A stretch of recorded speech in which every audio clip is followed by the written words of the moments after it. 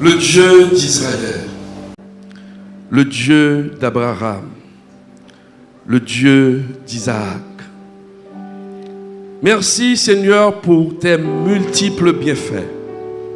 Merci Seigneur pour tes compassions à notre égard, Seigneur Dieu. Tu as consenti d'envoyer sur la terre ton Fils unique, notre Sauveur et Seigneur Jésus-Christ, pour payer le grand prix pour le pardon de nos péchés. Notre Seigneur Jésus avait dit à ses apôtres, et je le cite, « Je vous dis ces choses afin qu'elles ne soient pas pour vous une occasion de chute. On vous exclura des synagogues, et l'heure vient où quiconque vous fera mourir croira rendre un culte à Dieu. Ils agiront ainsi parce qu'ils n'ont pas connu ni le Père, ni moi, Seigneur. Seigneur Dieu, ces paroles sont en train de s'accomplir sous nos yeux, Seigneur Dieu. Car des milliers, voire des millions de chrétiens à travers le monde sont persécutés, Seigneur Dieu. Dans 73 pays à travers le monde, certains chrétiens ne peuvent pas se réunir comme nous le faisons ce matin. Beaucoup de chrétiens à travers le monde ne peuvent pas louer comme nous le faisons ce matin, Seigneur Dieu. Ce matin, ô Père Céleste, je lève ma voix. L'Église de Dieu lève sa voix, Seigneur Dieu, pour intercéder pour ces chrétiens qui se trouvent dans ces pays, l'Éternel des armées, des pays où les gouvernements sont hostiles à l'Évangile, sont hostiles à ta parole, Seigneur Dieu. Seigneur, nous te demandons de les consolider. Nous te demandons au Père Céleste de renforcer leur foi, Seigneur Dieu. Surtout ce pasteur, ô Père Céleste. Surtout ce pasteur, Seigneur Dieu, au Nigeria, qui a été exécuté, tué devant ses enfants et sa femme à cause de sa foi, Père Céleste. Parce qu'il n'a pas voulu renier ton nom. On l'a exécuté au Père Céleste. En ce moment, nous élevons notre voix pour la famille de ce pasteur, pour la femme de ce pasteur au Père Céleste. Oh, qui je sais, Père Céleste, traverse une épreuve dure. Ces enfants, Seigneur Dieu, traversent une épreuve extrêmement dure, indicible, qu'on ne peut pas décrire, l'Éternel des armées. Nous te demandons de renforcer leur foi au Père Céleste, de les consoler, car ces choses doivent arriver. Tu nous as avertis, ô Père Céleste. Et ce pasteur en Chine, Seigneur Dieu, ce pasteur qui a été mis en prison avec 10 responsables de son église, parce qu'il n'a pas voulu obéir aux lois qui sont contradictoires à ta parole. Et il a même écrit une déclaration de désobéissance fidèle. Et il a envoyé cette déclaration à travers tout le pays pour tous les chrétiens. Il a dit que la Bible dit nous devons obéir aux autorités établies. Mais aussi longtemps que ces autorités ne nous forcent pas à violer ta parole. Une désobéissance fidèle. Là où se trouve ce pasteur, au Père Céleste, en Chine, emprisonné, l'Éternel des armées, avec 10 autres responsables, nous te demandons de les toucher en ce moment. Car tu es le Dieu, tu n'as pas de frontières, ô Père Céleste. Et quand nous prions, l'Éternel des armées, notre prière est écoutée, car tu as dit dans ta parole, lorsque le juste crie, l'Éternel entend et il le délivre de toutes ses détresses. Touche ces chrétiens. Beaucoup de ces chrétiens, Seigneur Dieu, certains d'entre eux ont de l'argent. Certains d'entre eux, Seigneur Dieu, ont la richesse. Mais tout ce qu'ils te demandent, c'est la paix. De leur donner la possibilité de t'adorer, Seigneur Dieu. Car ils n'ont pas cette liberté. Cette liberté que nous autres en Haïti, que nous autres à l'église de Dieu de Delma 17, nous jouissons de cette liberté. Nous te demandons de les bénir. Nous te demandons de les visiter. Nous te demandons de renforcer leur foi au Père Céleste. Ces chrétiens dans ces pays au Père Céleste. Notre Dieu, comment oublier notre pays? Comment oublier Haïti? Car tu as dit dans ta parole, nous devons prier pour notre pays. Car notre bonheur dépend de l'état de ce pays.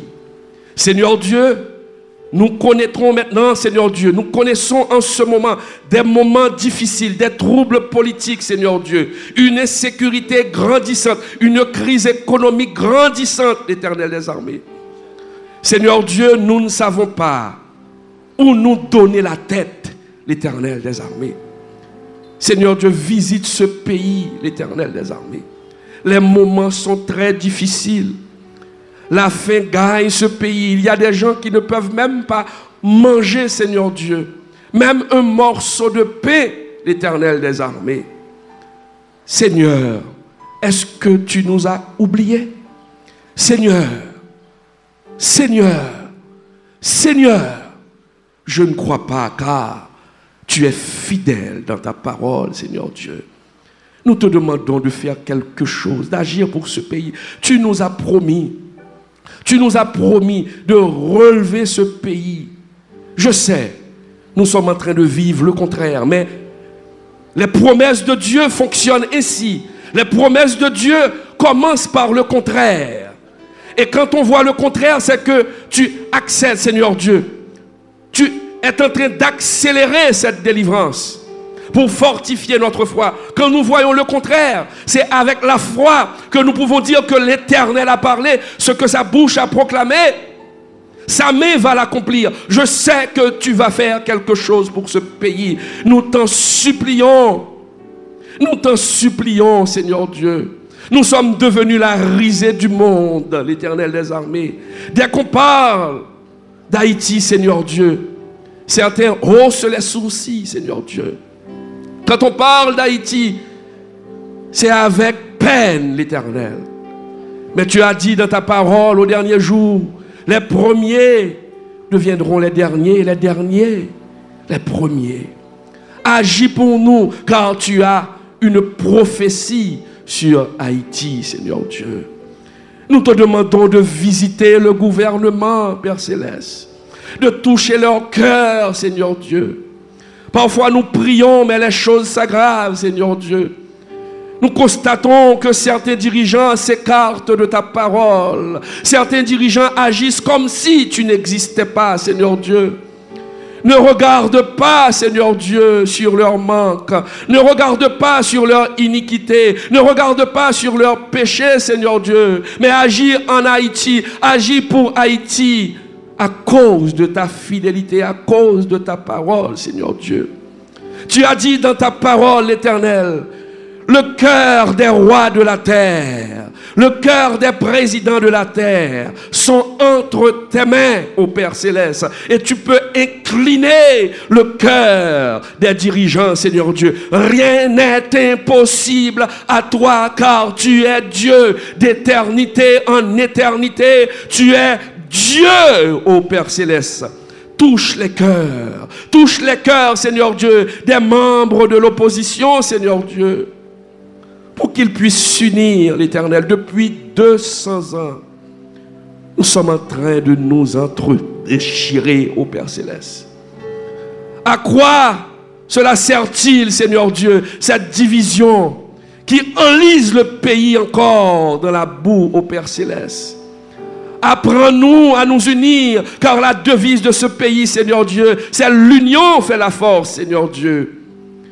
Que cette devise rentre dans le cœur des dirigeants et qu'ils apprennent à s'unir, l'Éternel des armées. Que les membres de l'opposition s'apprennent à s'unir. Oh Seigneur Dieu, nous ne pouvons pas nous unir toujours pour détruire l'Éternel, mais apprends-nous à nous unir pour construire, l'Éternel des armées. Seigneur, dis quelque chose pour ce pays, ô Père Céleste. Dis quelque chose. Je sais que notre prière sera entendue, car tu as dit, quand le juste crie, l'Éternel entend. Tu as dit dans ta parole, là où 2 ou 3 sont réunis, tu es au milieu d'eux. Et ce matin, nous sommes à l'église de Dieu de Delma 17. Nous sommes plus que 2 ou 3. Nous sommes plusieurs centaines et même plusieurs milliers réunis dans ce temple, l'Éternel des armées. Écoute notre voix, c'est notre cri, Seigneur Dieu. C'est notre cri, l'Éternel des armées. Nous te demandons de toucher les familles, Seigneur Dieu, qui se trouvent à l'église de Dieu de Delma 17, l'Éternel. Les pères, les mères, Seigneur Dieu, qui élèvent leurs enfants dans des situations difficiles, Seigneur Dieu. Nous te demandons de les visiter, ô Père Céleste, de les bénir, Seigneur Dieu, d'incliner le cœur des enfants à l'obéissance des parents au Père Céleste, de ramener les enfants rebelles qui ont laissé leur maison, Seigneur Dieu, de ramener les enfants rebelles vers leurs parents, qu'ils apprennent à obéir, Seigneur Dieu, et ceux qui obéissent, Seigneur Dieu, de les bénir au Père Céleste. Les familles sont disloquées, beaucoup de familles sont disloquées. Nous te prions pour les familles séparées, les maris, les femmes qui connaissent des conflits, Seigneur Dieu. Nous sommes dans le mois de la famille. Ce mois, Seigneur Dieu, c'est le mois de la famille. Nous réservons ce mois pour la famille, Seigneur Dieu. Donc nous te prions pour les familles de l'église de Dieu de Delma 17. Non seulement pour les familles de l'église de Dieu de Delma 17, mais toutes les familles qui nous écoutent à travers les ondes, l'Éternel des armées. Le 95.3, la radio-voix de l'Évangile. Ils sont en train de nous écouter, Seigneur Dieu. Au moment où j'élève ma voix, au moment où l'Église de Dieu élève sa voix, et ces paroles sortent à travers les ondes de l'Éternel des armées, je te demande de toucher ces familles. Certains parents sont dans leur chambre en ce moment, d'autres dans leur salon. Ils écoutent, ils prient avec nous. Nous te demandons de les bénir, Seigneur Dieu, d'agir pour eux, l'Éternel.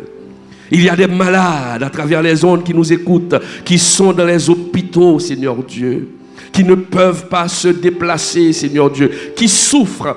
Mais toi seul peux apporter la consolation. Toi seul peux les guérir, Seigneur Dieu. Car les médecins soignent. Tu peux utiliser, ô Père Céleste, les mains des médecins, Seigneur Dieu, pour soigner. Mais la guérison est entre tes mains. Nous te demandons de les bénir, Seigneur Dieu. Nous ne sommes pas dignes pour te prier. Nous sommes tous des pécheurs.